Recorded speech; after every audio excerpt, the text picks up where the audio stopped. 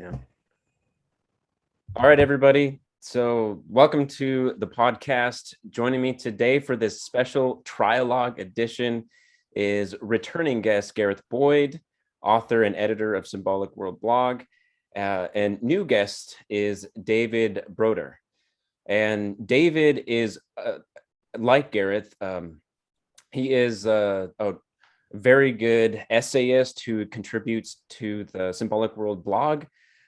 He has done video essays that are pretty popular on the blog. One was Batman and Superman.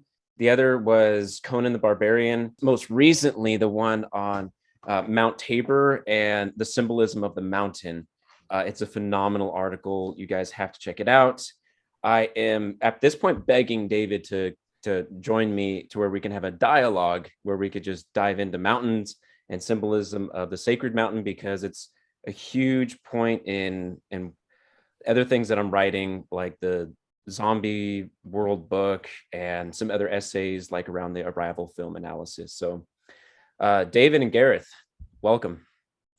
Thanks for Glad to be here. Yeah. So Gareth and I had an awesome conversation on his articles, kind of tying the theme of directionality and the cosmic compass of how to figure out ascending and descending and, ladder of heaven. And there's some mountain symbolism in there as well. He also shared his background, that he was a soldier in the war in Iraq, and he got into that a little bit.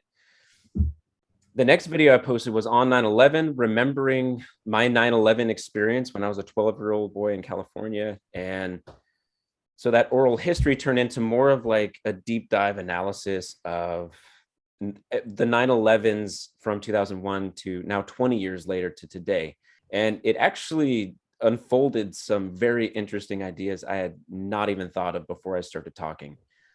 So I'm hoping that today we can dive into the war, 9/11, Afghanistan, because both of you are article contributors to Symbolic World blog, but you are both also soldiers. Gareth serving in the US military, and David is still a current soldier in the Canadian military. So we've heard a bit about Gareth's background. So I want to hear just a little bit, David, of like why you joined and what it's like being a soldier in the Canadian Army.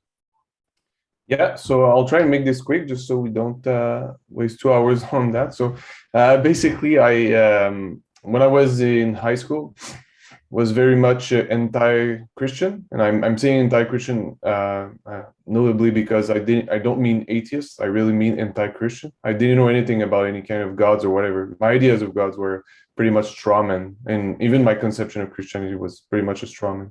So in any cases, as I delved more into Nietzschean philosophy and just philosophy in general, I ended up finding some, Platonite, Neoplatonic stuff. And I found one article which I never was able to find back again, which was named Traditional Christian Metaphysics. And from there, it kind of blew my mind, and it kind of opened me up to more stuff. And the reason I'm saying this is that because of that, I kind of wanted to stop LARPing, a life.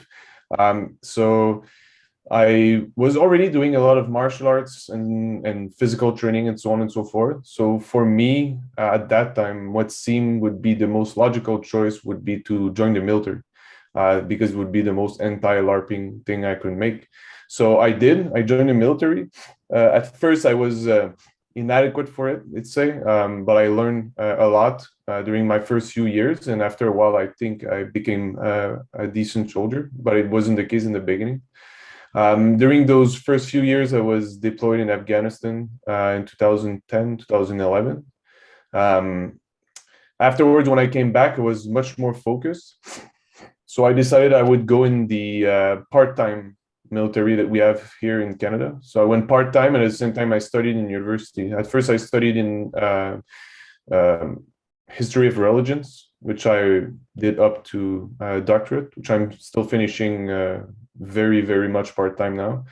And at some point, I decided also to get an actual career because, history is not a real career, at least not here in Canada. So I went and I did some studies on other stuff, which I'm working now.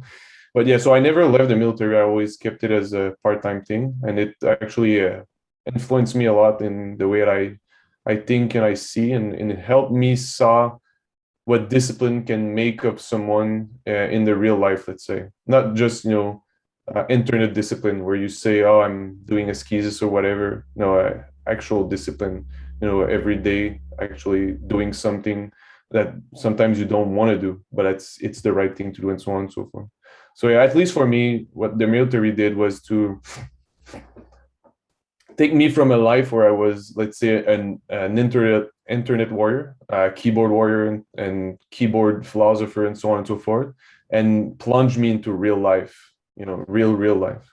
I'm not saying this in the sense that I did everything in the army and I was, I killed 1,000 people or whatever. But I'm just saying, even what I lived in the military really kind of brought reality a new meaning, let's say.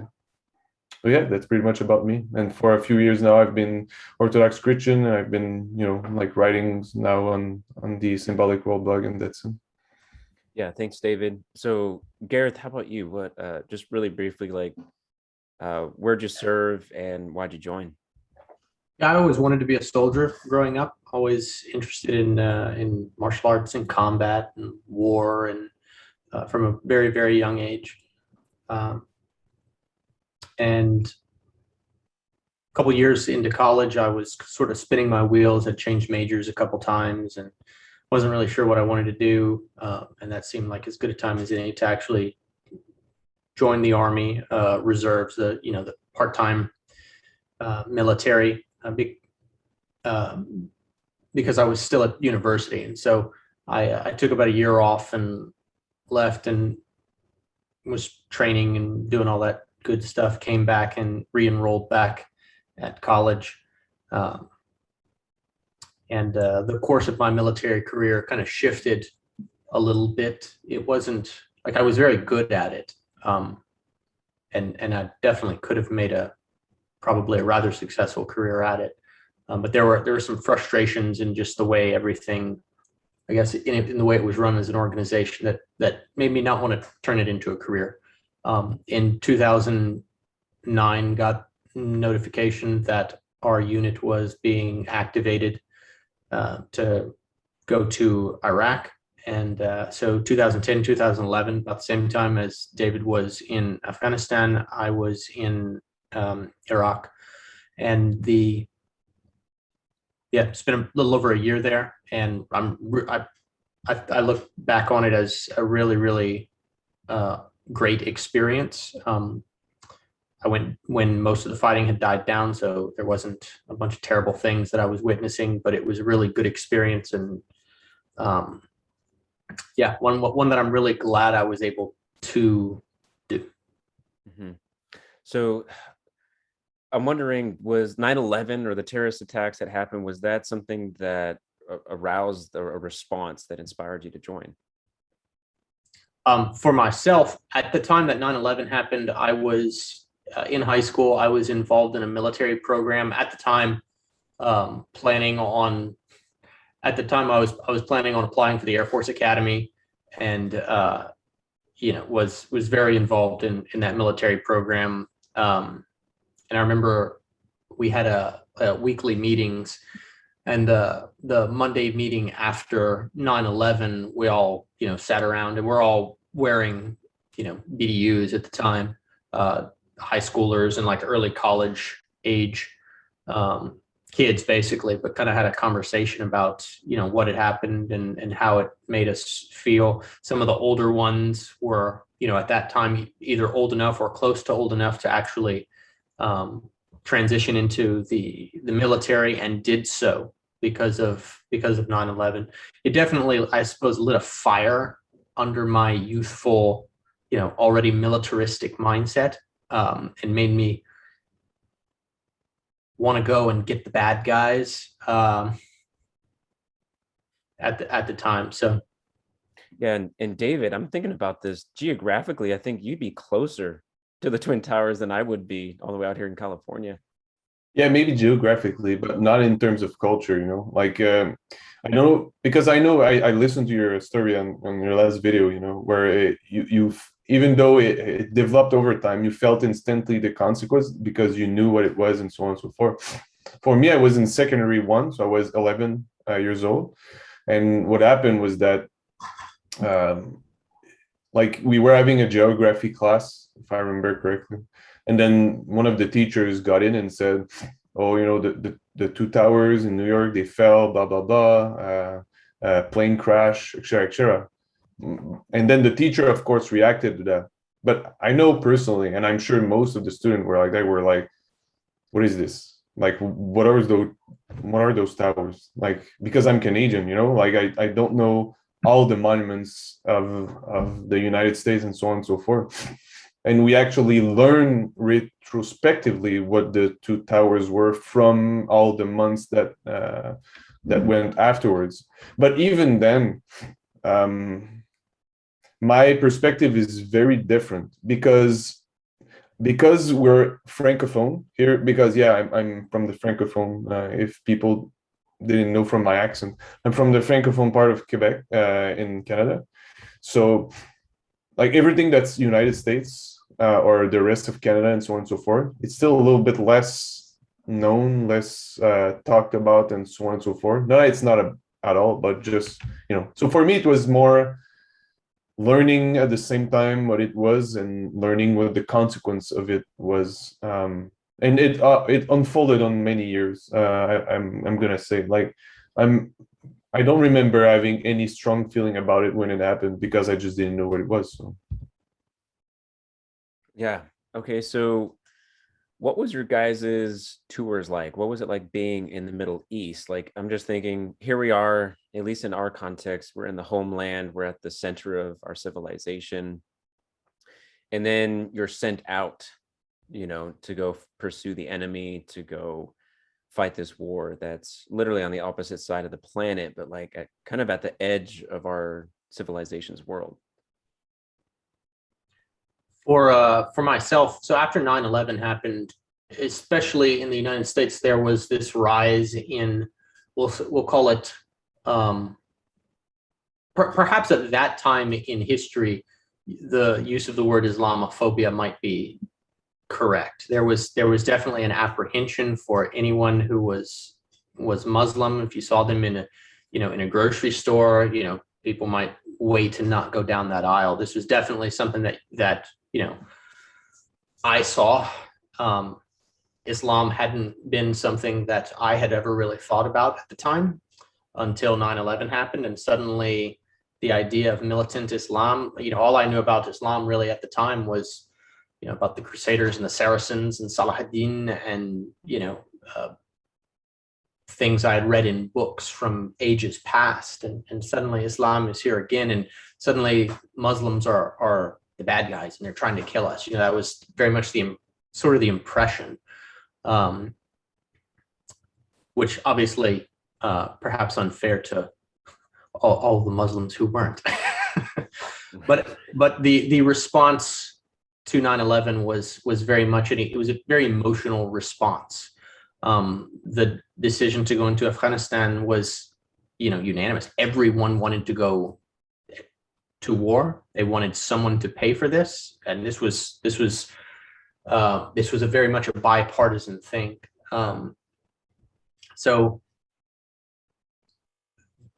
having that experience, in 2001, and then 9-10 years later, I'm getting ready to go to Iraq. But at that time, I've spent time at university. I've made a lot of friends who are Muslims. I've read Quran. I've spent time exploring to the extent that I could, Islam, trying to learn Arabic, especially when I learned that I was going to Iraq, delved into that even more. So I know in our last talk I had already mentioned that I was sort of, we'll say, segueing out of Protestantism at the time, not necessarily into anything, into a bit of a wilderness. But I remember when I landed in Kuwait, and we were jet lagged. We landed at like 4 a.m. It's like 90 something degrees Fahrenheit at 4 a.m. And I don't know. It's supposed to be cold in the desert, but it wasn't cold that night for whatever reason. But we're in the desert of Kuwait, and I remember there was a perfect crescent moon in the sky, and as I'm entering, we'll say Arabia, entering this, what now, using symbolism terminology, we might call this land of the foreigner. And I've really been thinking about that, what that means lately, is for Islam and the Middle East in particular. But that first night, I under a perfect crescent moon in the desert of Arabia, I prayed what is the first surah of Quran, Surah Al-Fatiha, which is within Islam, it's a really very widely, everybody knows Surah Al-Fatiha. It's sort of like their equivalent of the Lord's Prayer. If there could be such a thing as an equivalent to the Lord's Prayer. I don't mean to do a disservice to the Lord's Prayer by saying that. But at the time I did that, and that was a very interesting experience for me. I'm going to war in Arabia, but I at that point in my life, I was very, very interested in the human aspect of the people that I was going to be interacting with there. Some of whom might be bad guys, but I didn't. We had already heard about things that, soldiers behaving badly. That happens in every war, and I wanted to be better than that. So anyway, that was sort of my experience. Just getting on, and that's in Kuwait. That's before we got to Iraq, but that was my first night, was reciting Surah Al-Fatiha in Arabic under a crescent moon in the Kuwaiti desert. Yeah, so for me it was a bit different, like I say, because all that, let's say all that jazz about whatever patriotism or and so on and so forth was very different in Canada. I knew that Canada was in Afghanistan, but I didn't know any detail. I didn't know what we were doing there, and so on and so forth, until I joined the military. And at some point we were trained by people that went overseas in Afghanistan, and then you kind of get the gist a little bit more about what's happening and so on and so forth, and that's where you get the interest of going there. And when I actually stepped in there, I had a very, let's say, romantic vision of going there, not necessarily in the sense of, oh, I'm going to help everybody, because I knew that this was going to be false, and this can be a subject we can touch later on, about perception of how much we think we can help them even when we're there, and so on and so forth. But I meant it in I saw myself basically as in the movie 13 Warrior, but in kind of in inverse role, where instead of, being an Arabic guy, Muslim being tagged to pagan, I was the pagan being tagged along to those Muslim. Because at the end of the day, we were, at least for Canada, we were rarely doing operations on our own. Generally, we're supporting the Afghan army operation, or they were tagging along with us so that we can train them and so on and so forth. So yeah, I had a very, let's say, romantic vision about what we could do there and so on and so forth, not in the, let's say, geopolitical or strategic aspect, but purely on the individual aspect. I mean, like, for me, it was kind of a, and we can discuss this later also if you want, but from a, let's say, warrior symbolism perspective, being underground and actually doing my job, which because I am infantry, was, being there, boots on the ground and trying to find the enemy and destroy it and so on and so forth. So because of that, it felt like it was an initiation, like I was actually becoming a real soldier, and I was actually becoming a real man because of that, So for me, at least, it was very much individualistic symbolism. I'm not saying this either it's good or bad. I'm just saying that's pretty much what went in my head when I went over there. So instead of like a national scale where you're approaching like the actors and players at that symbolic level, you're primarily just Yeah. focused on the individual, what your Yeah, and I experience was don't. like. Yeah, and I don't mean this in the sense that I didn't care about anybody over there or whatever. On the contrary, for me, caring about, let's say, my brothers in arms, and then caring about the people we're working with, either the Afghan army, Afghan police, or even the American army at some point. I cared a lot about that. I was trying to do my job as best as I can, even though I was sometimes failing and so on and so forth. I was trying to do my job as best as I can. But I mean, like, my symbolic perspective, both consciously and subconsciously, was really aimed at getting that initiation, in a sense. And it's we can critique this, but it's 90% of soldiers. That's what they want. Like most soldiers and warriors in general, they want to be tested. You don't get in the military to enter a passive career or whatever. You want to be tested, and at some point you're trained to do something and you want to actually do it. And the best example for that is that, let's take a doctor. A doctor is not going to want to be in doctor school or medical school for his whole life. At some point he's going to say, okay, look, that's enough. Now I want to go and try and heal people. So in our case, in the military, especially in the infantry, our job is a little bit more grim than that, because it's actually finding and destroying things. But it's the same thing. We've been trained for it, we've been talked about it. Everything is aimed at that. So, like, both from a very pragmatic and symbolic perspective, that's what most people want to do. And that makes sense, because, like, if you look at the life of Moses, he started out at the individual experience on the sacred mountain, and then the next time he comes at Mount Sinai, he's the pinnacle, or the representative of the entire nation. So maybe, like, as we grow older, as we, like, keep ascending and improving, we gain that higher perspective of what the forest looks like from the trees. Yeah, and I think it's also very much linked to initiation rituals in general. Where initiation rituals are, well, if we take general anthropological perspective on it, rituals of initiation generally have three parts. The preliminary, the liminary, and the post-liminary. So in the preliminary, people are taken out of their normal social categories, and in there they kind of lose their status, lose everything that they have and that they normally would enjoy in society. And then in the liminary phase, this is the most critical part, where everything is destroyed. Everything is kind of brought back to some kind of, let's say, primordial chaos, where they can be reshaped and reformed into something new. And this generally comes with a synthesis of, let's say, two parts. Let's say for men, generally, it's going to be some kind of animal parts and some kind of divine parts, because of, heaven and earth being condensed in us. And then in the post-liminary, it's the return to normal life, but it's never a normal return. It's a return to normal life, but it's not a normal return, in the sense that the status is different. You're changed after that ritual.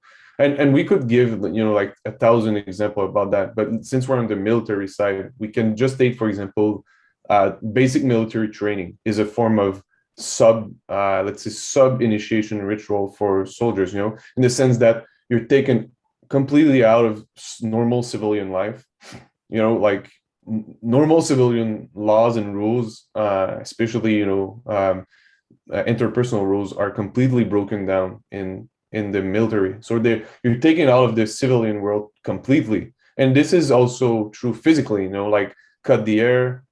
Here is a specific uniform you're going to wear. You're not going to wear what you want to wear. You're going to wear what we tell you to wear, and so on and so forth.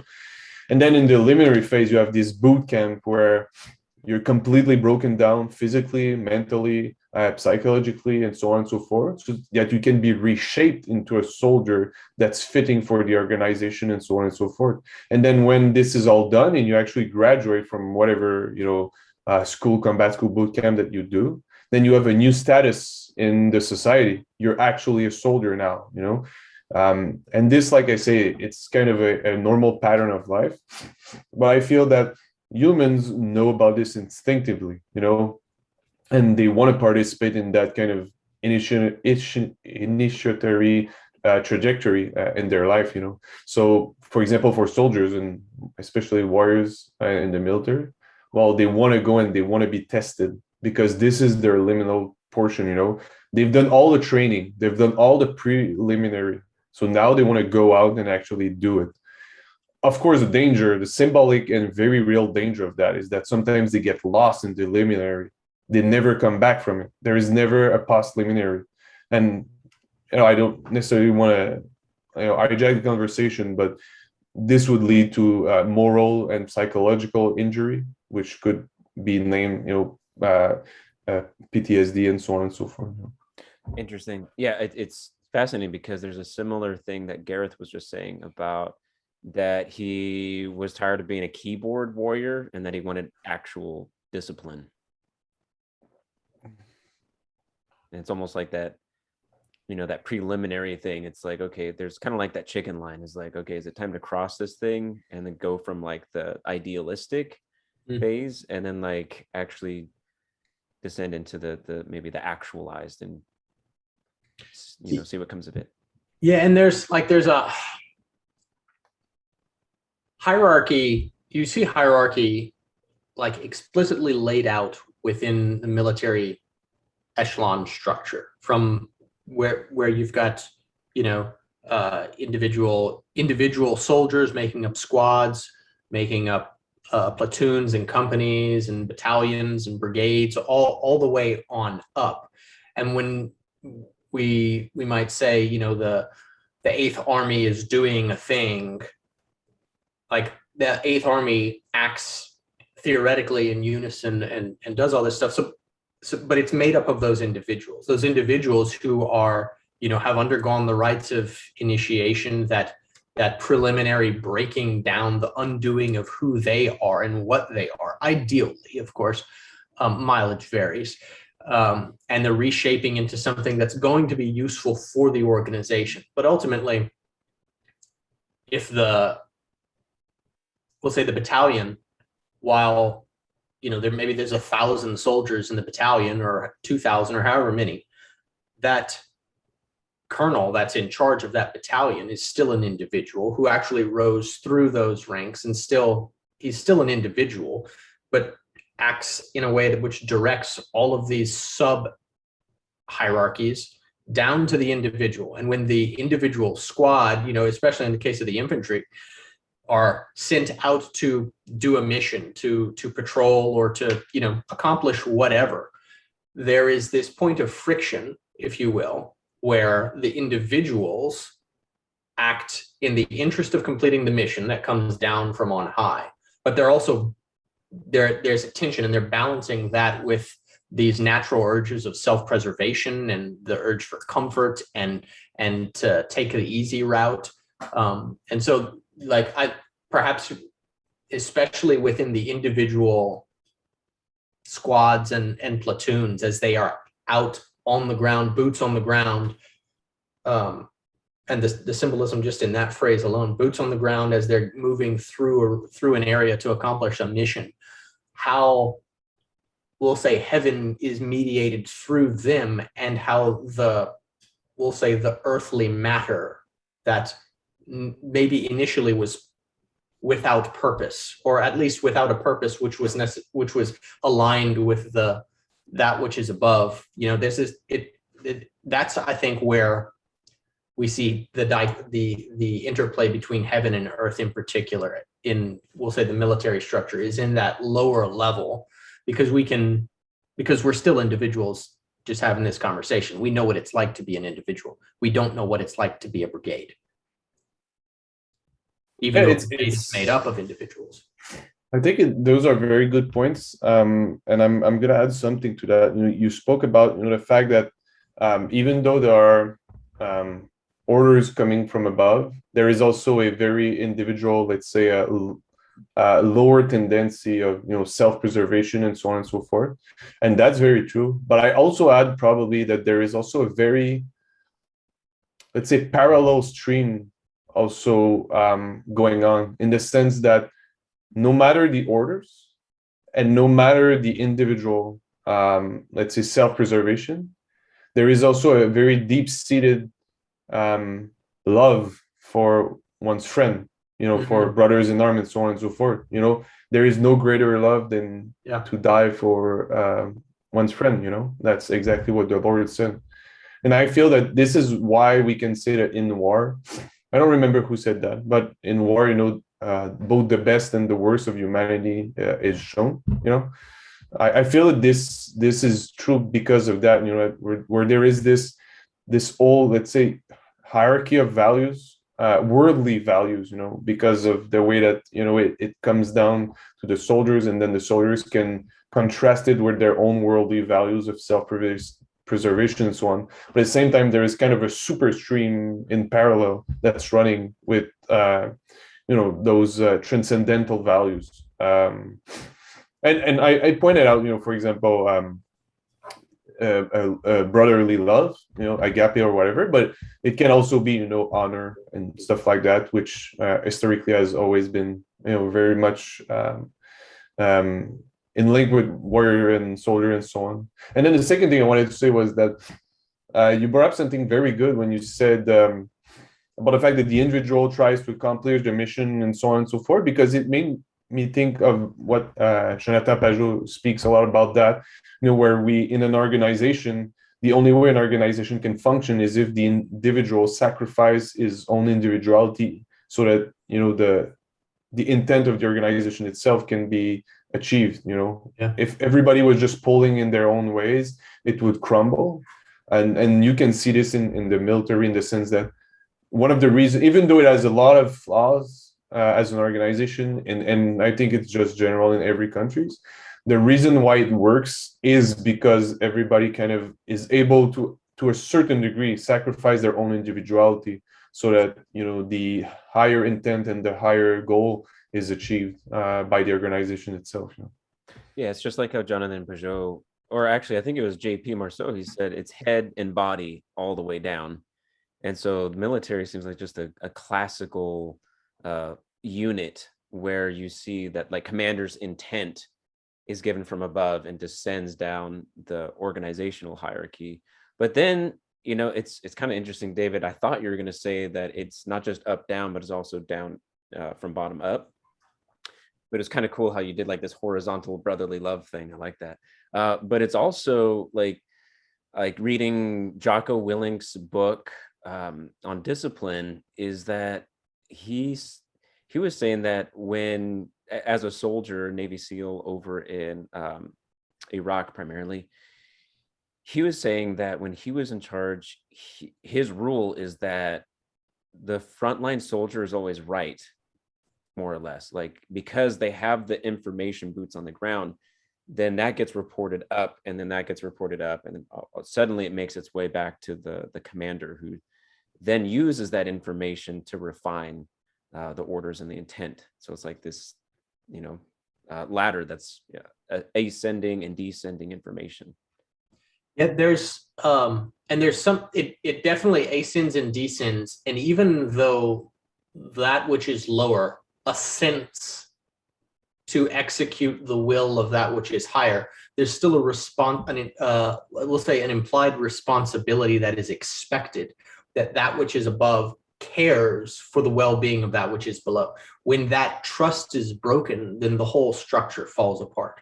So you see this, Jonathan had I can't remember if it was a talk, it was an article, it was something, I think it was it was a video that I had done edited a transcription for, where he talks about vampires, and the vampire wears we'll say the trappings of the aristocracy. They're got the fancy clothes, and they have the posh accent, they live in a castle, and they feed upon that which is beneath them, but they never give to, and this is the vampire, right? The vampire that is higher than the lower living human, in a way, higher in capability, higher in power, higher in intelligence, persists forever, but they only take from that which from the below, and they never give to it. And so it's this terrible monster. And a military, like you hear stories of this, whether it's Custard or and when the leadership in the military doesn't properly care for that which is below, then things fall apart and don't go well. And when that which is below doesn't follow the orders and seek and strive to accomplish the mission given to it, everything falls apart as well. So I think there definitely is an up and a down going on in order for the whole thing to persist. We talked a little bit about transcendence, the ability to go up and go down this ladder. That's very, very important, I think. Yeah, and that's why, for example, in the Canadian military, as an officer, because right now I'm an officer, I'm a captain, and one of the things that we learn is that it's there is a triad of concept that you put in when you think about what you should do, and it's always mission, men, myself. It's a classic hierarchy in a sense, where you care about a mission first, then you care about the men well-being, and then you care about yourself. And so if everybody in a sense in the military does that, then the first thing that gets sacrificed is ourselves. We sacrifice ourselves for the organization and the greater cause and so on and so forth. This reminds me a lot of the book that I read called When Pride Still Matters, about Vince Lombardi, the coach of the Green Bay Packers, who never lost a season, won a ridiculous amount of championships. He's named after the Lombardi Trophy. I made an video essay on this and touched on it, but the secret to his success was that he was able to have a undeniable love. Like every player that stuck around, they would go to bat, they would die for him. It's one of those things, like they would be like to each other, they'd be like cussing him out behind his back, oh, that freaking Lombardi, who does he think he is, pushing us in practice. But then as soon as somebody else was like, oh yeah, haha, like Lombardi, like saying bad things about him, they would defend him and go, like they would die for him. So he had this established foundation of love, but then he also had room that allowed them to think. Like, for example, people think that Coach Lombardi was like this general and he was very militaristic, which would make sense because he was an assistant coach for the Army for many years. But the subtlety in his mastery was that he didn't even call the plays. So he would train up his men in practice to the point where the quarterback was the one that calls the plays. Like there's a classic clip in the Ice Bowl where like there's the quarterback sneak and they're like, all of the players are laughing, especially the quarterback Bart Starr, because he's like, Lombardi had no idea I was about to do that. So like he gave full control to his guys because he set the foundation, the pillar, and he allowed room for how the military or his battalion, called a football team, to make those decisions and make those adjustments at will. And he had this perfect balance of the individual sublimating the ego for the good of the team. But then at the same time, it's like, well, in order to make the team better, you have to be better. So let's make you better in the context of the team. So it's like this constant, back and forth between, you and the team. And it's a difficult balance to achieve in modern military for multiple reasons. One of them is that the modern military, at least in Canada, I don't know what it is in the USA, command changes fast. And so, yeah, some people might really like the commander, and the commander might like some of his people, but it's going to be rare that he's there for a very long time. And so it's very difficult for them to get a different sense of, let's say, appreciation, which could be true, for example, for a coach that's there for many, many, many, many years, or even for past generals. Like Napoleon, for example, was loved by his men, but he was with them for so long, and he was there through so many victories with them, and so on and so forth, which is not necessarily the case in the military. Also, I think that something else that might make it more difficult in the modern military is that our general view of death and murder is very much different than in previous generations, I'd say probably in different eras at all, not just a matter of generation. in the sense that we have what's called the unlimited responsibility. I don't know if that's all it's called in English or whatever, but at least in Canada, the only person that can be asked in order to kill someone or asked in order to be killed by someone are the military. And at the end of the day, even though there are many, many different jobs in the military, the job of the military in general rests upon the infantry, which goal is to find and destroy the enemy, and so on and so forth. And I feel that our general view of this kind of destruction and violent act and so on and so forth is very different, and this creates a distance. Like, for example, let's take like a classic example, and I mean classic in the real sense.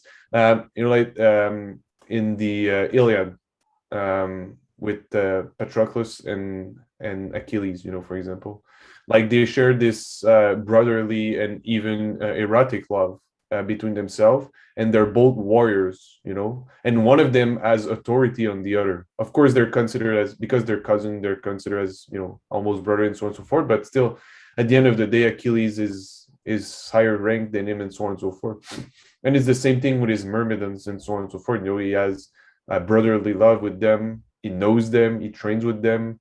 But at the same time, there is a much closer relationship with death also, which is not necessarily present in the modern world. And I don't mean in this. I mean, a lot of military members have been near death, or I've tasted death. That's not what I mean, but I mean in our society in general. So I feel it creates some kind of tension or distance to create this kind of effect where people love their commander and their commander loves them, and so on and so forth. Yeah. So there's one more topic that I wanted to get to before we close out. Something that I talked about in the 9/11 retrospect or remembrance video is that in responding to 9/11 and sending out the military, going out to the edge of the world, it was almost like we created a pathway or a bridge back to the homeland, the center of our civilization. And in comparing 20 years later from like 2001 to now, and if you were to look at, where the United States of America was as an identity, and maybe Canada too, and then compare it today, I just find it interesting that the enemy that we were fighting, their attributes was what? The terrorism is to mechanize terror and fear in order to control people and to yield them and to impose or proceed your will. And I just look at the way our country's running things, and I see a lot of those attributes stronger and more prevalent today with our own leaders here in the homeland than I have ever seen in my 33 years on the planet and as a citizen of the country. So I'm just wondering, like, what do you guys make of that? Did we really like make a bridge? Are we starting to bring home like the attributes of the very enemy that we were fighting? Yes. Yeah. Yeah. There's and I think there's an interesting. I mean, you can analyze it from a million different angles, but there's something about the West, particularly the Christian West, and Islam.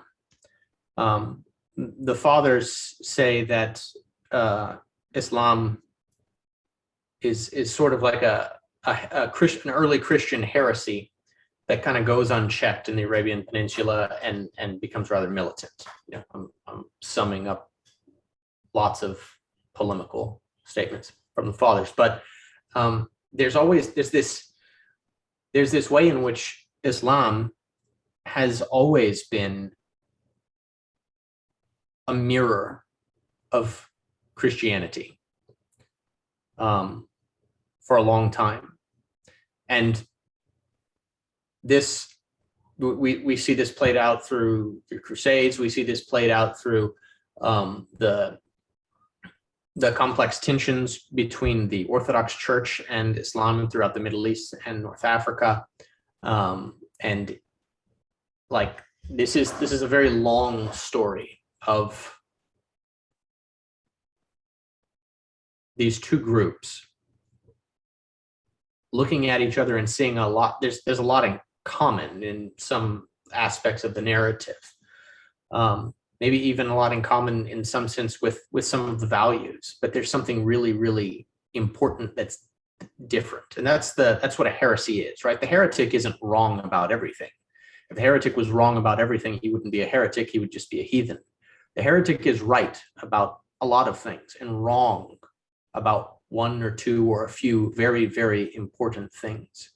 And so the Christian West, to the extent that the West is or ever really was Christian, looks into a mirror and it sees in some ways its brother or its cousin, that which it resembles us, but it's not us. And there's this fight that's been going on for a long time, and it takes different forms, and at different ages it may have different geopolitical impetuses. But the idea of this last conflict, that it didn't really begin 20 years ago, but 20 years ago there was a discernible event which set off a cascade of events. And that's when we really started using the word terrorist. I have a ribbon.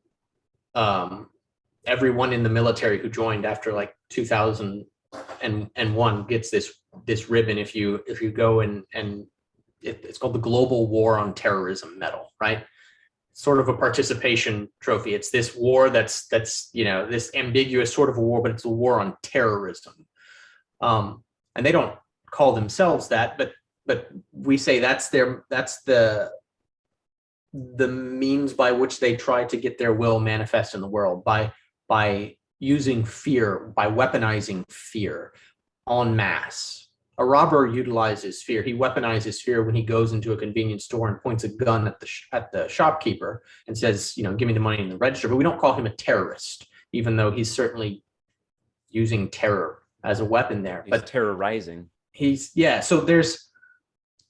But that idea of using fear, ruling by fear, getting what you want in the world by the weaponization of fear. Now, 20 years later, do we see our own, we'll say, rulers weaponizing fear to get what they want? I mean, I think that obviously, yes.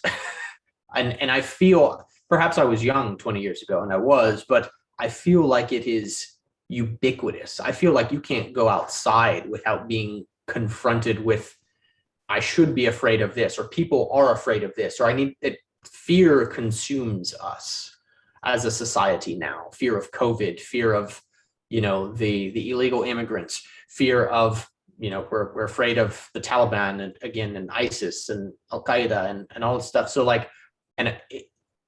think it undeniable that those in power have weaponized this and are using it to further their own agendas. But that's what the terrorists were doing 20 years ago. So anyway, that was a long thing, but yes, I think so. Yeah, and I agree with Gareth on pretty much what he said. That it set out a cascade of events. Whether those events were willed in advance, they were planned for, or some kind of conspiracies or whatever, who knows? I'm not going to discuss that here, but I definitively agree with him that fear is consuming us, as in Western society in general. We're living in a kind of a mass paranoia, that's being very much heightened by events that are unfolding, but also by just the system in which we live.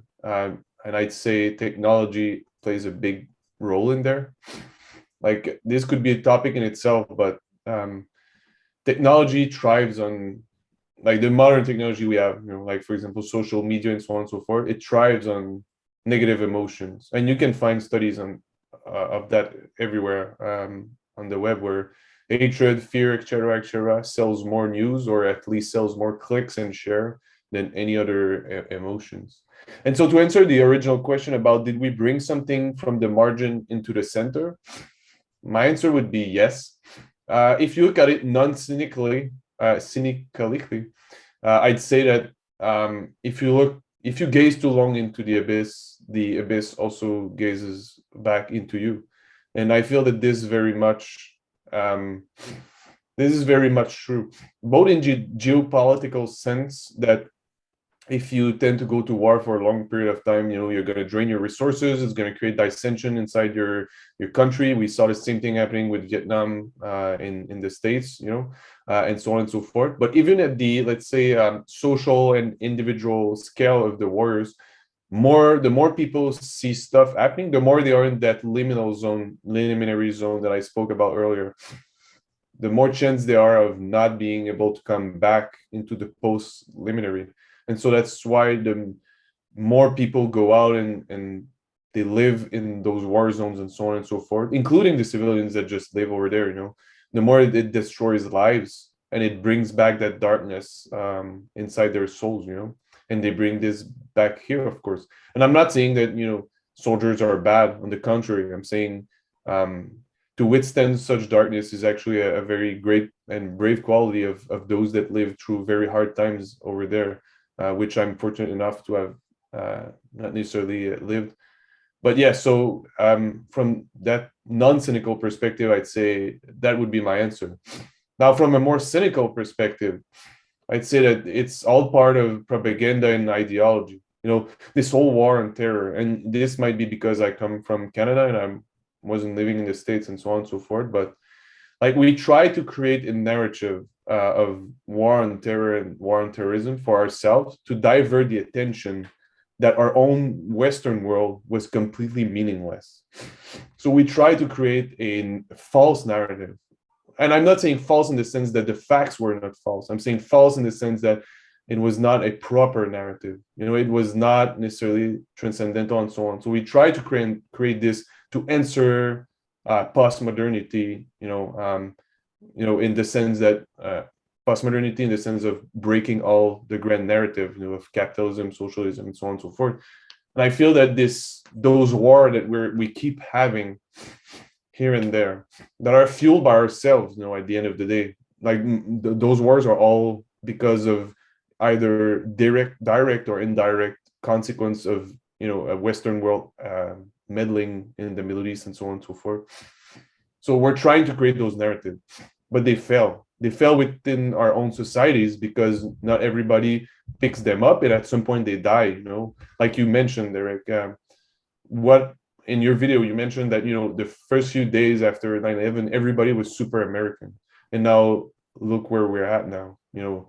People, you're like, I don't want to sound alarming or whatever, but sometimes from the outside it looks as also almost on the verge of a civil war. 20 years after, where you should be united more than ever. And so that lack of narrative is actually also what cost us the war, because we brought nothing to them, to those Afghan people, at least for Afghanistan.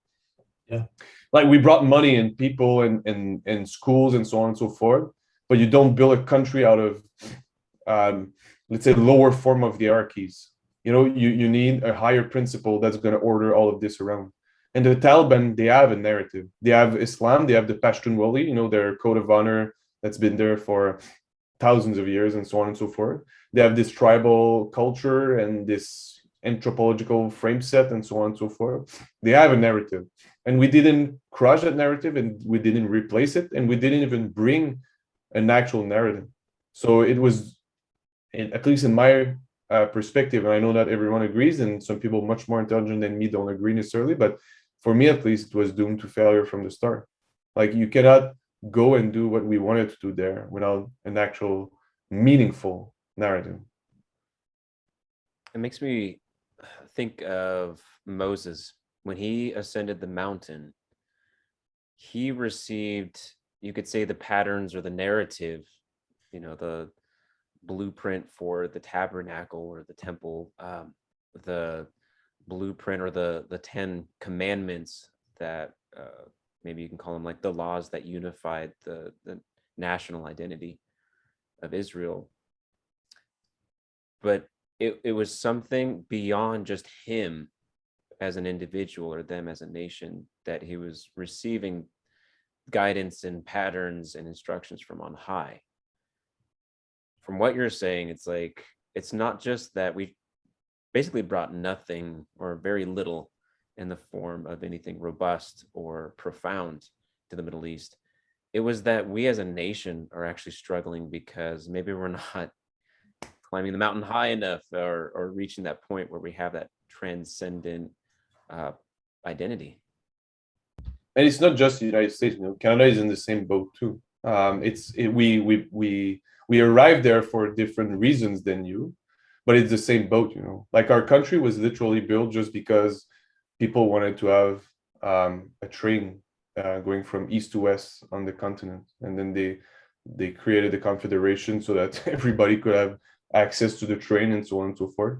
And I'm not trying to ridicule Canada, but I'm just saying, there is so much that a economical narrative can do to uphold a nation for centuries and so on and so forth. Like you guys have a constitution, which, as at least from an external perspective, still seems to be a form of narrative that's holding, because all the different various sides of the social conflict in your country still try to uphold the constitution, or at least look up to it in some degree or shape or form. So it still kind of holds something together. But of course, the more those social conflict goes on and on, the less I'm guessing it will be able to stand as a symbol. I might be wrong, but yeah, in your video the other day, Derek, on 9/11, you talked about the two towers as two columns, two pillars that held up, they spanned heaven and earth. We can look at whether they were.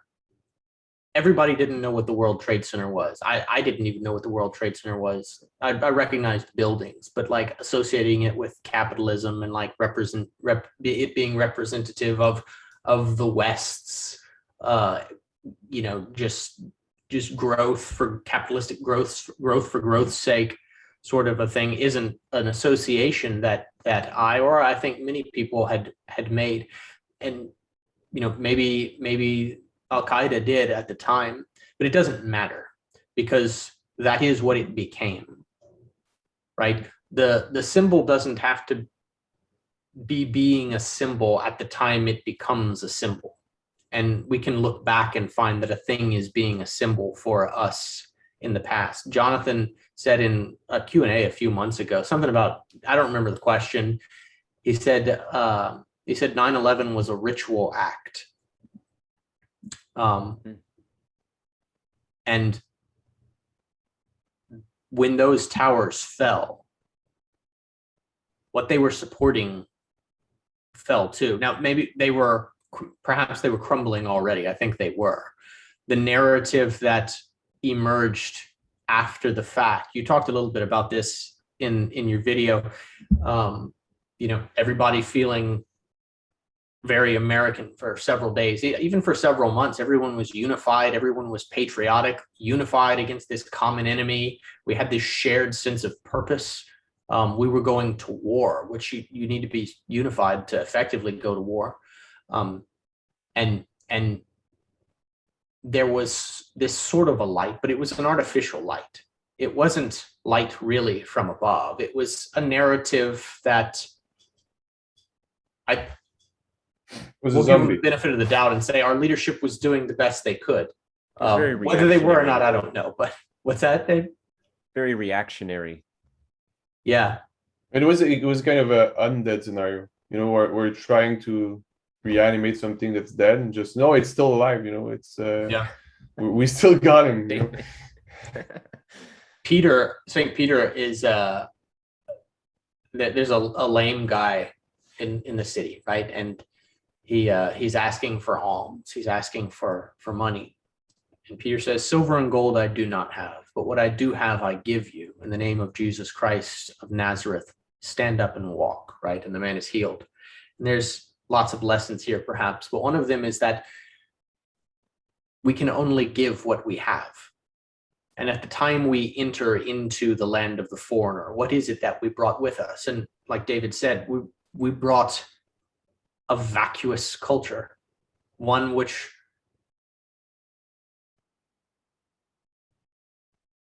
was,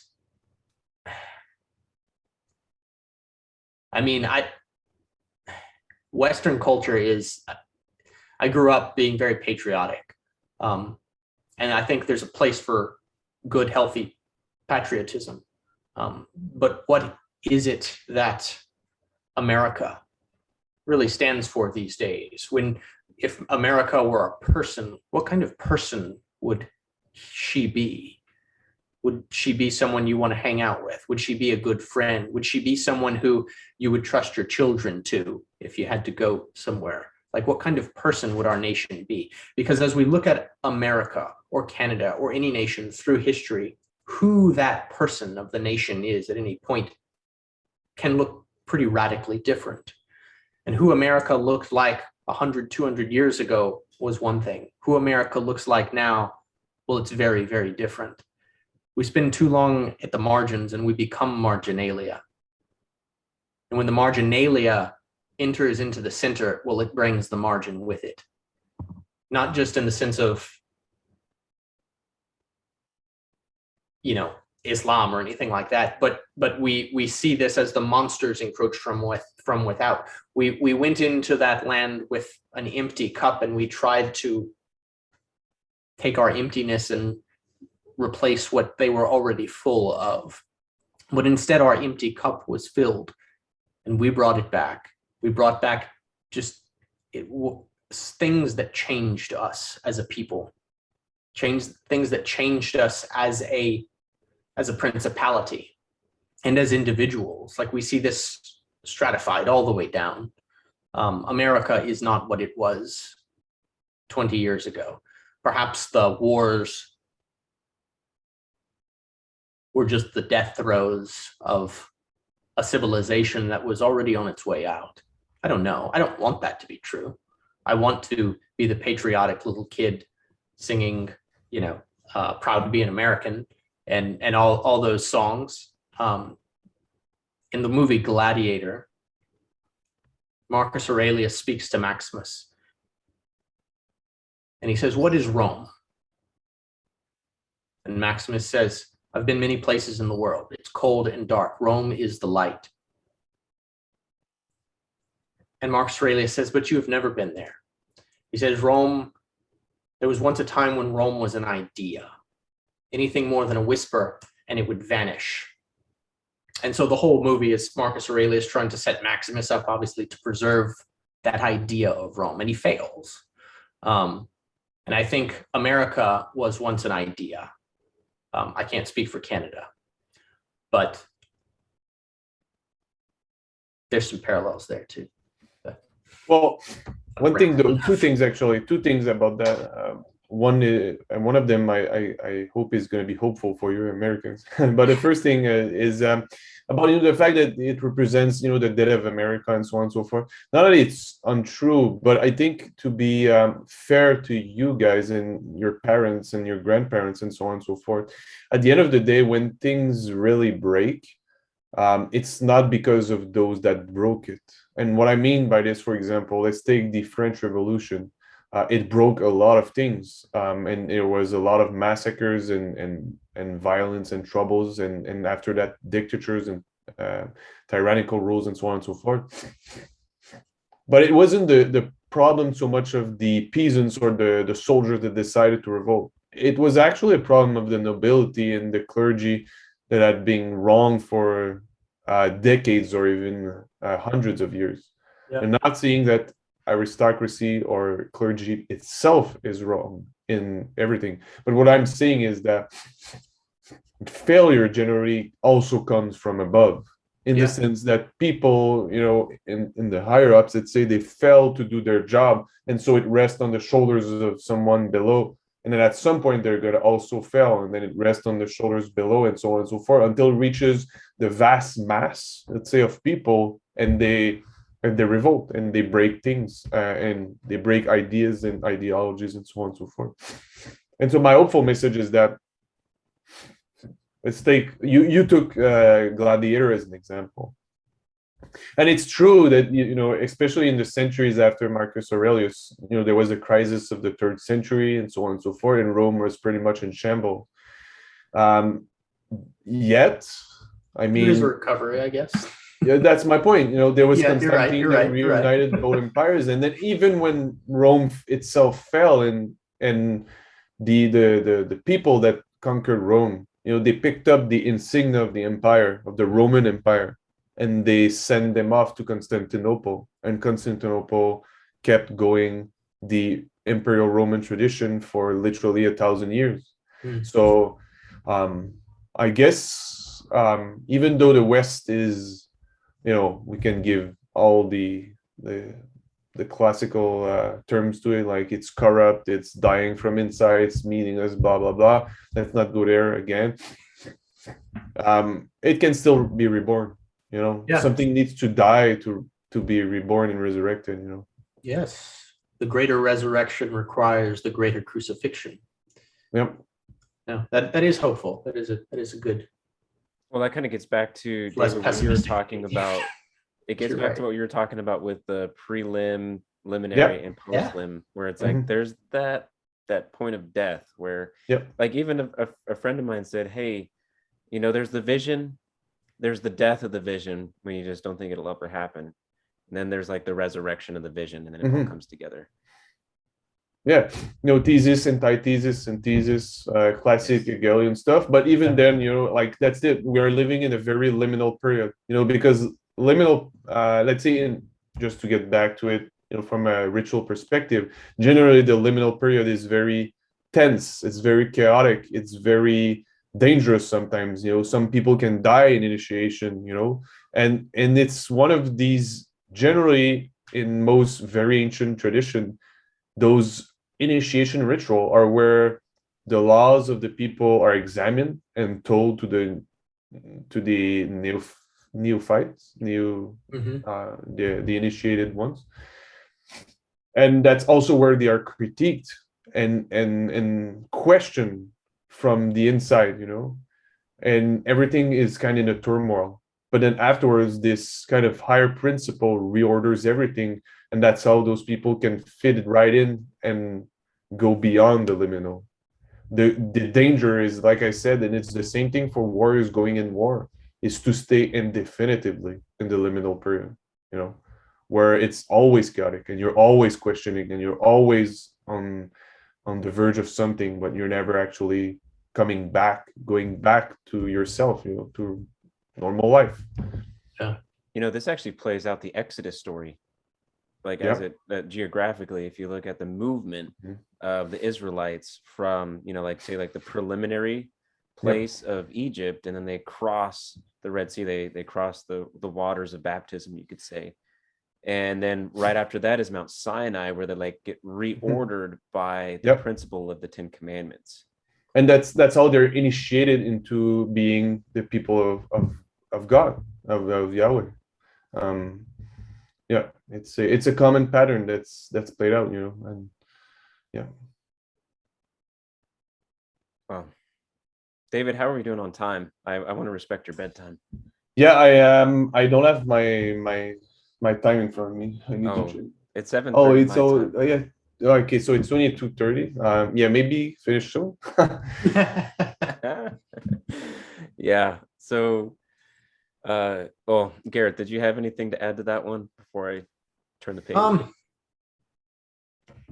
Yeah, when everything has been shaken, only the unshakable remains, and this is a great shaking. But there is perhaps some comfort in that idea that all of this has happened before and it will one day happen again. The pattern repeats itself. So in a way, it's like we can predict without necessarily being prophetic. And I think that's part of what the symbolic worldview is being able to recognize the patterns and the structures by which reality is laid out. Because then maybe we have a better idea of how we ought to act as things occur, because they will occur and they'll happen again. There's that saying, those who do not learn from history are doomed to repeat it. Right.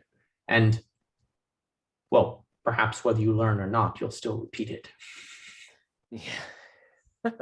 I think it was C.S. Lewis that said that. It's like in his chapter on psychology, He was like, yeah, so you could like totally fix someone and get him to this like starting point, and then one person out of two will like make a choice and just plummet down to the abyss of being that he was at, or the other one can, you know, make different decisions and ascend and climb the mountain, so to speak. But you know, the image that came from last video was, it feels like right now, I know that technically we rebuilt the Freedom Center, which is next to Ground Zero, and there's an edifice there materially, but maybe in a deeper sense, we really haven't built back all the way since 9/11, 2001. It feels like we're in the middle of a construction project and we're like, I don't know, several stories off the ground. And then there's all these different contingencies and actors that come in, and someone says, oh, absolutely, we have to build this thing just according to the blueprint of, say, the Constitution. And then the other contingency comes in, no, just tear it all down and build it back better. And it just redesign the whole thing. And then they just like back and forth, and we're just kind of caught in this construction project that never really gets signed off. At least it's to be determined whether we finish the project or we tear it down and start another one. Yeah, David was talking about, you know, well, I guess we were both talking about the fall of Rome. And there's something, so Western Rome falls to the barbarians, right? And then later on, Constantine moves Rome. He moves Rome to a place that he names after himself, Constantinople, but he moves it back to near the site of fallen Troy.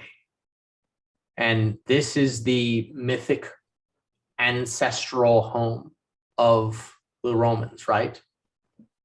Founded upon fallen Troy. This is, you know, this is what we see in the opening of the Aeneid. This is, in a way, Constantine is taking Rome back to its roots, not exactly to where they were, because we don't necessarily want to repeat everything exactly as it played out, but near to where it was. Not Troy, but New Troy. Not Rome, but New Rome. And Rome persisted for another 1,000 years. And you cannot rebuild something that's dying. And we can see this twice in history, actually, where first Julian, the apostate, you know, tried to rebuild pagan Rome by making a bunch of laws against Christian, and then rebuilding schools and financing pagan temples and so on and so forth. But as soon as he died, this died with him, because it was just going against you know, the stream, in a sense. And this can go both ways. It can go also against Christianity, you know, in the sense that, not Christianity in general, but in what we think sometimes is Christianity. You know, if God wills that a country falls, it will fall, and that's the end of it, you know. For example, Justinian, the emperor in the 6th century, reconquered the whole of Italy, you know, and brought back the Orthodox tradition in there, and so on and so forth. And so for a couple of years, the empire was actually reunified, you know, and you had both Eastern and Western empires, but it fell back again almost right after. You know, there are some things that, you know, cannot be stopped. Yet again, if you look at the Bible, you have many examples where God don't necessarily chastise people for trying to uphold what we think is good, you know. So if we cannot know exactly what God wills is, we might as well do the best we can to uphold what we think is right, you know. Yeah. So what should be the blueprint that rebuilds the West? That's a very difficult question. I don't think we're gonna solve that. The reason, because it's easy to like go over and like tear down someone's castle in the sand, right? But then it's like quite another thing to take the whole day and build up something. Yeah, and that's why you have so many different variants on that. You know, you're gonna have the very extremists, let's say, Duginist Orthodox, whatever, bizarre, multipolar people who say that, we should encourage Russia and China to form their own polar geopolitical position so that the West can take its own, and then the Europe can take its own and create some kind of Eurasia and so on and so forth. And then the other side of it, you're going to have Orthodox Christian, which are going to support, the UN, NATO, capitalism in its classical form as we have it in the West, and so on and so forth. And then at another extreme, you're going to have people saying, well, we need the Christian Orthodox monarchy in the States and in Canada, which, by the way, is never going to happen, at least not in our lifetime for sure. And then you're going to have, a bunch of different people. You're going to have also people like, I don't remember his name, but the Benedict option and stuff like that. Brodeur. Yeah, exactly. Who is an Orthodox, as far as I remember. Yeah, so he lives not too far from me. Okay, so yeah, you're gonna have a bunch of various people, I guess, proposing different solution to this, and I guess that none of them for now seems to be a clear-cut best solution. And I guess we can make a bunch of those option. You have the Benedict option. Why not having the Saint Anthony option, the Cassiodorus option, I don't know, the Saint John Chrysostom option, and whatever. Like there is a bunch of very various ways to see both social and political issues within the church itself, because they were addressed at different times in different circumstances and so on and so forth. It's difficult to say that we should follow Saint Benedict because it's the same thing as it was in the 4th and 6th century. And I'm not saying I don't like the Benedict option. I'm just saying that it's a very difficult matter that we have at hand now. Yeah.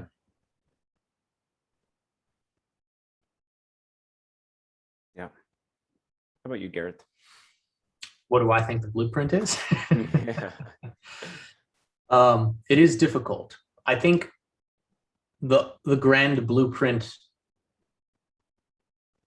God knows that. God is in heaven and we are on earth, so let our words be few. We can hypothesize about a lot of grand strategies and structures, and that's fun. It's even good to do it at times. But ultimately, the only things we have any say over are our own lives and the lives of our families. And if we would be bricks, then let us be the best bricks possible. This is all we can do. And so for the Orthodox, we should go to church more. We should pray more. We should take communion frequently and participate at the lowest level we can with the highest thing, and trust that it will lay itself out as God wills, because ultimately it will. The universe can do naught else. And so we may not have the answer to the bigger things, but we do have the answers to the smaller things. And so with what we have been given, let us act. That's it. Yeah, I wholeheartedly agree about that. I think if we fix ourselves, we can help order our own family, and then if we order our own family, we can order our community, and so on and so forth. Because doing that movement up the ladder, we're going to reach the angels are coming down the ladder, and that's kind of the meeting point where things are, let's hope, gonna go better.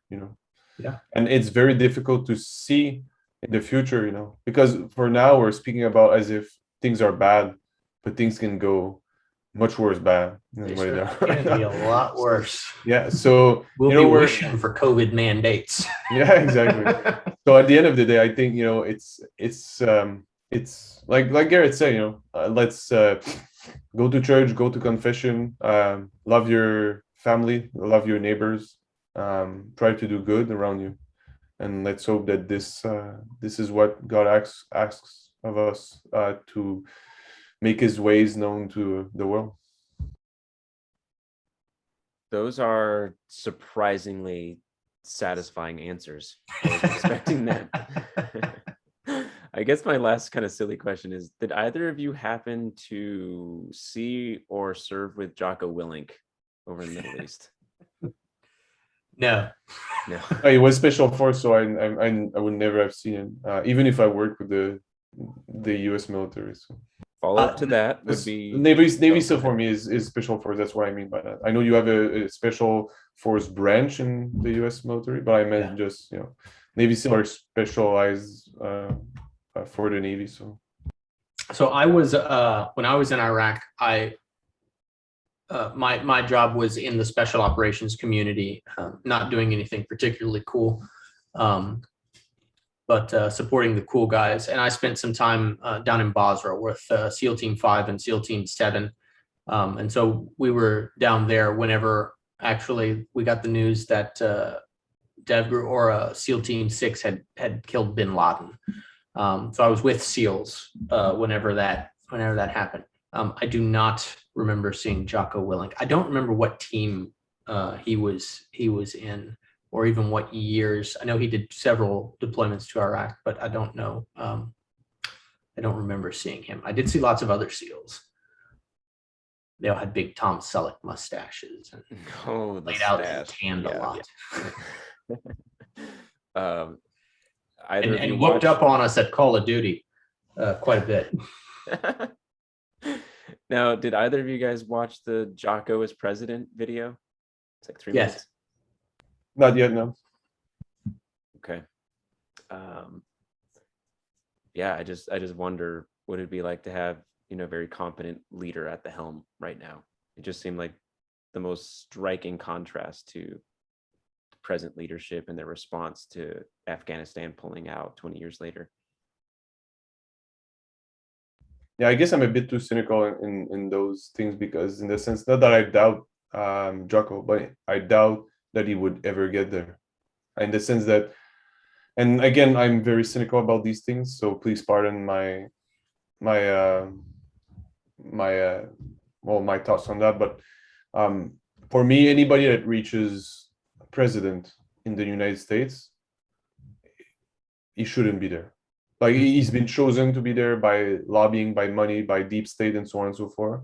Therefore, he will not do a good job. At least he will not do a job that will be good either in the short or long term for the American people. That's for sure. We have the same problem, by the way, in Canada. You're not the only one, but that's my thought on it. Like, I would wish for you guys to get Jocko or someone like that as a president, but I doubt it will ever happen. Or if it happened, then you should probably ask yourself question about Jocko. Frank Herbert said in Dune, "It is not that power corrupts, but that it is magnetic to the corruptible." And we can even see the flip side of this in let's say in the Philokalia or in the Desert Fathers, where you have stories of some monks that's very holy, and they want to make him the priest of the community, and he just runs away. He do not want to be priest. Or same thing with Saint Ambrose, who was just a civilian. He was not a clergyman, and they said, "You're going to be the next bishop," and he says, "No, look, I'm not going to be a bishop. I'm not even a clergy and whatever." And then they just voted him in power and so on. And after that, he was, he did a good job and so on. But I'm not saying that everybody that's in power should, refuse some kind of false humility or whatever. But I'm just saying, in Christian leadership, it sometimes happens that God wills someone to do something and the person does not want to do it. And until they understand it, it's God wills, then they will, because of their humility and their goodwill, they will try to get away from it. Sounds just like Teddy Roosevelt. Yeah. He ran off to like the woods in Wisconsin and then found himself in God and then came back and served as a leader politically. Yeah, makes sense. I didn't know that story. It's a cool story. Yeah. So I remember when Jonathan had this interesting video, Jonathan Brodeur, where he was talking about the body, and there was this really interesting thing that happened while he was recording this teaching, where his cat started meowing, telling him like, "I'm hungry, feed me." and it was like the cries from below trying to reach up to the master in the head, Yeah. and it's like a special moment. But it just makes me think of like soldiers today, like especially the soldiers' families who lost, they're part of the 13 soldiers that were part of the terrorist attacks over in Afghanistan. Some of them are requesting that the president and other leaders don't show up at the service for their fallen son or daughter. Mhm. And I just wonder, like, is that indicative of, like, you're talking about boots on the ground, the people that are sent to the edge of the world, and there's this interesting, like, repulsion of the head. And Over the past couple of months, I think we've definitely seen that exact tension and the breakdown that occurs inevitably as a result. I think like the reaction of many of the families to the president and the leadership in the military and in the U.S. government to all of that is, yeah, I think it's certainly, it's part of that. I feel from an outsider, there is a lot of polarization in the political sphere in the United States, and it's kind of sipped in through everything because everything gets politicized and everything gets polarized. And I'm not saying that those families are necessarily not Trump, not Biden voters or whatever, but like, let's be frank and honest here. Like, for example, Bush wasn't that much of a great president, and yet we've never seen anybody refuse we've never seen anybody refuse him to go, let's say, to the various people that die under his, let's say, his command and so on and so forth. And I feel that if Biden would have been president 10 years ago, it probably wouldn't have happened because, it's just people get so polarized and they get so emotional about these things that they want to express it in some way, shape, or form. And just to come back to something I said at the beginning, where I basically said that these wars were meaningless, and I do stand by it. But nobody died meaninglessly, and what I mean by this is that, a bit like I said earlier, those people, those boots on the ground that died, even those 13's recent one, and all of those that died either in Iraq or Afghanistan, I'm pretty sure that the first reason they died was because they wanted to protect their brothers in arms. They wanted to protect peoples around them, civilians, whatever, or they at least wanted to do the good thing, no matter what that good thing is.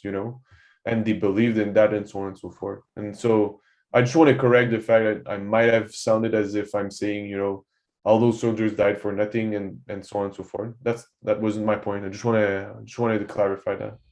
Yeah, nobility in the actions of the individual, whether or not there is nobility in the actions of the leadership. Yeah, and you can even see this, in movies and so on and so forth. That's like in Band of Brothers. I don't know if you guys have watched this, but I think it's the last episode or the one just before the last episode, where you have that colonel, that German colonel, Yeah, who gives his final speech, the Band of Brothers speech, basically, and it's a great speech, and it shows exactly that even though those soldiers were serving a greater evil, let's say, greater in the sense that it was greater than themselves, they were doing it in a sense, for good reasons. I'm not trying to excuse or exonerate the crimes of Germany, but they were fighting for people beside them, their brothers in arms. They were fighting because at some point they thought they were doing good and so on and so forth. Like, very rarely you're gonna have, and I mean this very rarely in the sense that it exists, and we can speak a lot about it, but very rarely you're gonna have soldiers like that causing evil for evil's sake.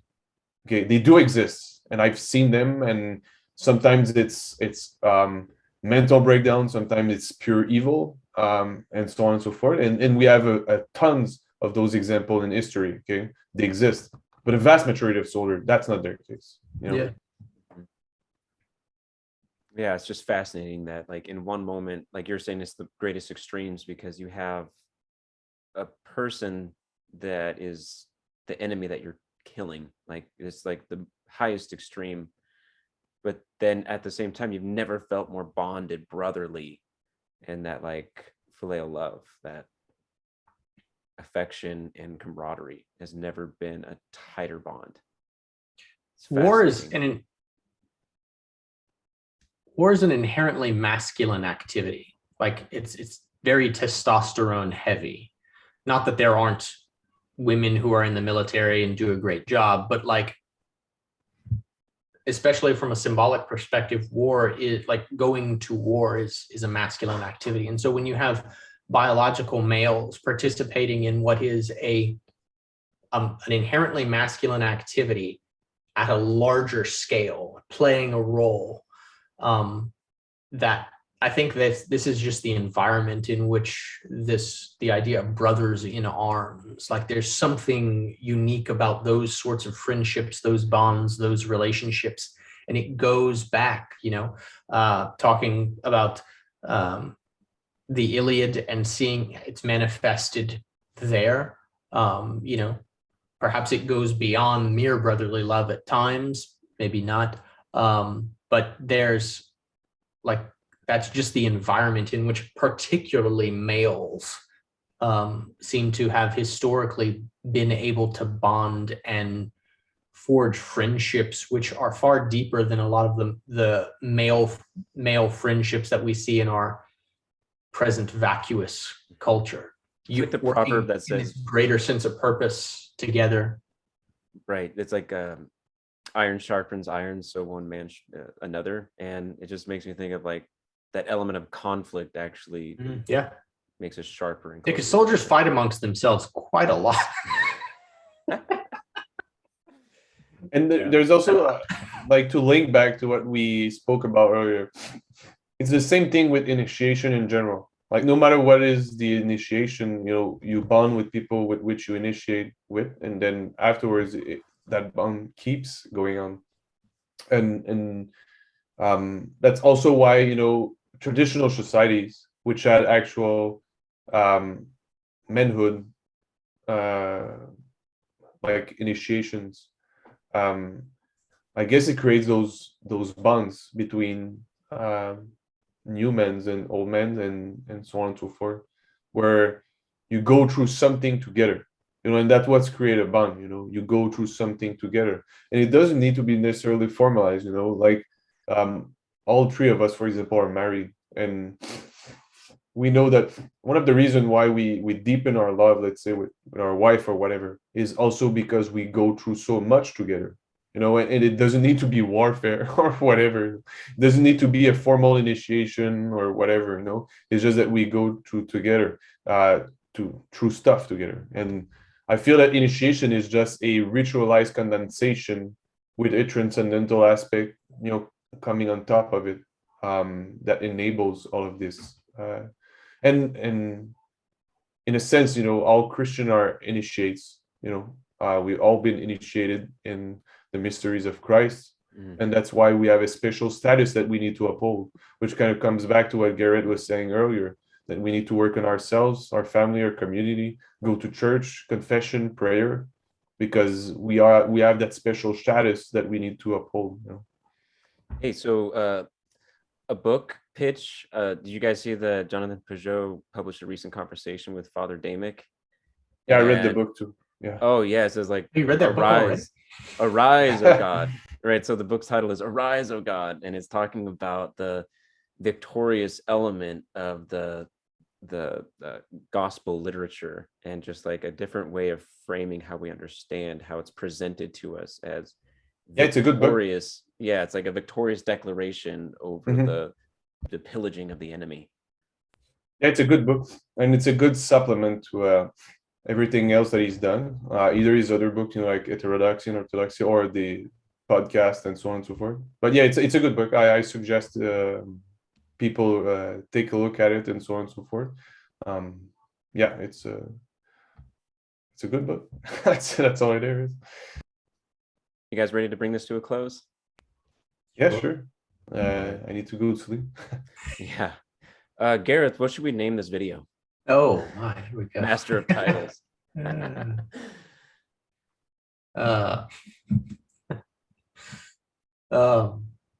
So